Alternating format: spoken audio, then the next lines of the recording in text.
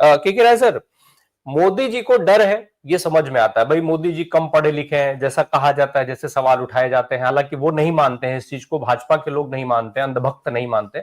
लेकिन मोदी जी मान लीजिए कम पढ़े लिखे हैं, उनको हिंदी के अलावा कोई और भाषा आती नहीं है कि वो कम्युनिकेट कर पाए। राहुल गांधी और मल्लिकार्जुन खड़गे पढ़े लिखे लोग हैं, इनको भाषाएं आती हैं। ये पुतिन के साथ जब संवाद करेंगे तो वो संवाद ज्यादा इफेक्टिव होगा बनस्पत नरेंद्र मोदी के। तो नरेंद्र मोदी को एक डर समझ में आता है कि भाई वो एक कॉम्प्लेक्स में घिरे हुए हैं कि भाई अगर राहुल चले जाएंगे तो हमारा भंडा फूट जाएगा, क्योंकि वो तमाम मुद्दों पर बात कर सकते हैं, तमाम मुद्दों की सच्चाई उजागर कर सकते हैं। द्रौपदी मुर्मू जी को कौन सा डर है, राष्ट्रपति को कौन सा डर है इस तरीके का कि राष्ट्रपति के कार्यक्रम में नहीं बुलाए जाएंगे राहुल गांधी और मल्लिकार्जुन खड़गे, और शशि थरूर वहां जो है वो लपके रहेंगे। हाँ, हो गया। तीन तरह से इन चीजों को देखा और समझा जा सकता है या कोशिश की जा सकती है, जिसमें सबसे पहला तो भारत की राष्ट्रपति महोदया, दूसरा फॉरेन डिग्निटरीज के विजिट्स के समय अगर लीडर ऑफ ऑपोजिशन को आप अनदेखा करते हैं तो उसका क्या अंतर्राष्ट्रीय प्रतिफलन होगा। और तीसरा शशि थरूर की भाजपा की तरफ झुकाव और कांग्रेस से विधायी कांग्रेस के लिए कितना कारगर होगी। जिस देश का राष्ट्रपति अपना स्वाभिमान और सम्मान इतना बड़ा गिरवी रख दे कि उसको अब रबर का स्टैंप भी न समझा जाए, जिसका आज ही एक तस्वीर चल रही है कि पुतिन और नरेंद्र मोदी एक दूसरे को से बात कर रहे हैं और किनारे उपेक्षित, तिरस्कृत, बहिष्कृत हमारी द्रौपदी मुर्मू खड़ी है और कहीं से लग नहीं रहा कि ये भारत की राष्ट्रपति है। कहीं से लग रहा है कि एक दुभाषिया है जो रूस का हिंदी में और गुजराती में और गुजराती का रूसी भाषा में बात करने के लिए। जिस राष्ट्रपति की हमने वो तस्वीर देखी है कि भारत रत्न देने गई और अडवाणी जी और मोदी जी सोफे पर बैठे और वो खड़ी हो। जिस राष्ट्रपति को जो हमारा पूरा पार्लियामेंट का कॉन्स्टिट्यूशन में डेफिनेशन पढ़िएगा संसद का, तो उसमें Lok Sabha, Rajya Sabha and president of India लिखा है। Integral part of this parliament है और पार्लियामेंट का उद्घाटन हो, पार्लियामेंट का शिलान्यास हो, कहीं उसको बुलाया नहीं गया। उस राष्ट्रपति से यह उम्मीद करना कि वो अपने मन से तय करेगी, गेस्ट लिस्ट बनाएगी। आप सतपाल जी का पूरा विवरण आपने देखा कि कैसे उनके अपॉइंटमेंट खारिज हुआ और वहां से कहा गया कि क्या करें, हम मजबूरी है कि हम जो है हम तय ही नहीं करते कि हमारे यहाँ कौन आएगा, कौन हमसे मिलेगा। लेकिन इस राष्ट्रपति ने इस हरकत को करके अंतरराष्ट्रीय स्तर पे जो राजनयिक संबंध होते हैं उसमें भारत की छवि को बहुत धूल धूसरित कर दिया। आप जरा सा देख लीजिए भारत की का जो पार्लियामेंट्री परंपरा है वो कितना गोल्डन है, कितना स्वर्णिम है, कितना उज्जवल रहा है कि भारत में प्रधानमंत्री को लगता है कि ये मामला ऐसा जो मुझसे नहीं निपटेगा, विपक्ष के नेता को यह जिम्मेदारी दी जानी चाहिए। और अटल बिहारी वाजपेयी को इस देश का प्रधानमंत्री भारत का पक्ष यूनाइटेड नेशंस में भेजता और एक प्रधानमंत्री ने नहीं उनको भारत के पक्ष को रखने को लिए भेजा। उनको नरसिम्हा राव ने भी भेजा। उसके पहले लाल बहादुर शास्त्री जो सन 65 की क्राइसिस हुई थी उसमें किस तरह से इनका और अन्य विपक्षी नेताओं का साथ लिया, किस तरह से अटल बिहारी वाजपेयी के कहने पर यह बेशर्म प्रधानमंत्री इस देश में इतना बड़ा धक्का लगने पर ऑपरेशन सिंदूर पार्लियामेंट में डिबेट नहीं कराया, जबकि वहीं पर कश्मीर का मुख्यमंत्री डिबेट करा रहा था और खून के आंसू रो रहा था कि मैं इस निर्दोष लोगों की हत्या के लिए मेरी भी जिम्मेदारी है, क्योंकि मैंने बुलाया था कि कश्मीर की खूबसूरत वादियां आपको बुला रही हैं, आप आइए यहाँ घूमिए, सैर सपाटा कीजिए।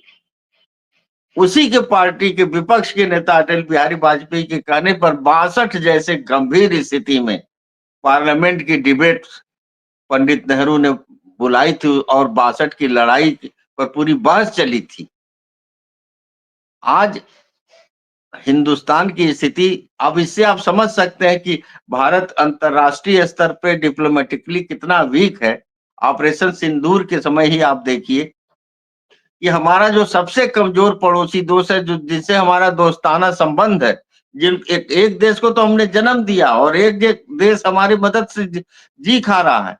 न हमारे साथ नेपाल था, न हमारे साथ बांग्लादेश था, न पाकिस्तान था, न म्यांमार था, न श्रीलंका था, एक भी देश नहीं। विश्व, यहाँ तक कि रूस भी हमारे साथ खड़ा नहीं हुआ, क्योंकि जिस तरह से अमेरिका की झोली में गिरे हुए थे और जैसे अमेरिकी प्रेसिडेंट की अगवानी करते थे, रूस भी हमारे साथ खड़ा नहीं हुआ उस तरह से, और दुनिया का कोई भी देश हमारे साथ खड़ा नहीं हुआ।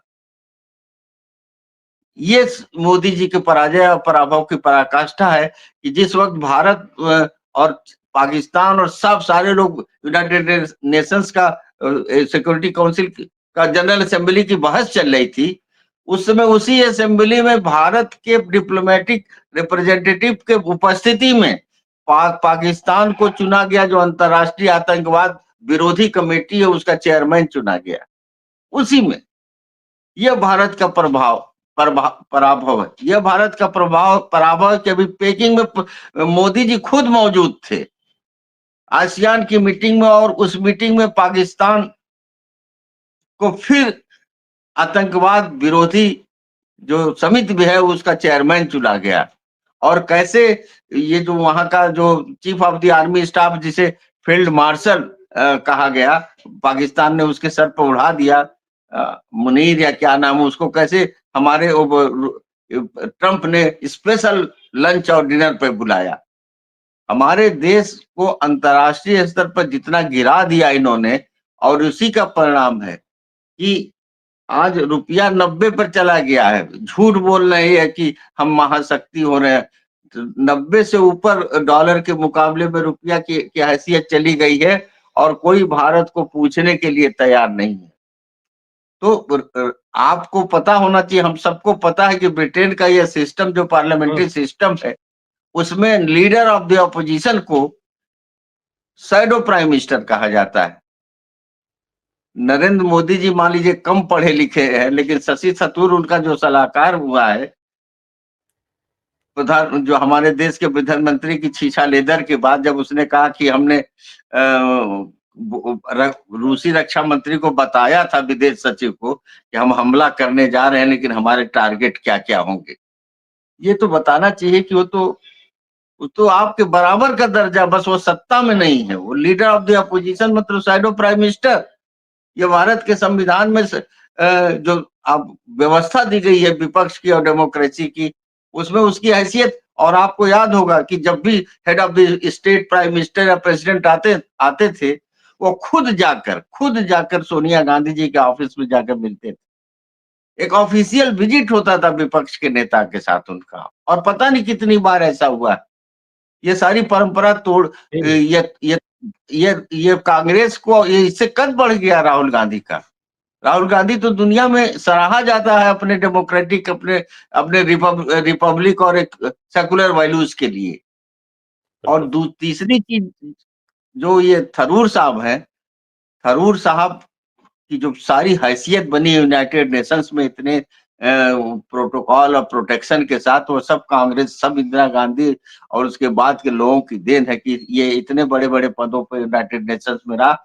और कांग्रेस की ही देन है कि ये लगभग चुनाव जीत गया था वहां पर सेक्रेटरी जनरल का, और अमेरिका ने इसको जो लात से मारा तब ये 4-5 वोट से हारा, नहीं तो ये सेक्रेटरी जनरल होता कांग्रेस के सब। और कांग्रेस नहीं लाकर इसको तिरुवनंतपुरम से लगातार संसद में भेजा। आज स्थिति है कि केरल में ईसाई समाज की बड़ी मजबूत स्थिति है, और वो लोग इसके खिलाफ हैं, इसके अनैतिक तमाम कारगुजारियों के कारण। और तिरुवनंतपुरम का पूरा चर्च, पूरा क्रिश्चियन समाज इसके खिलाफ है, जिसके चलते ये हिंदू वोट को का कटोरा लेकर ये भाजपा के सामने खड़ा। इसको लग रहा है कि हिंदू पॉलिटिक्स का मैं पैरोकार बन जाऊंगा तो मैं चुनाव जीत जाऊंगा। ये स्थिति, ये बड़ा दुर्भाग्यपूर्ण है।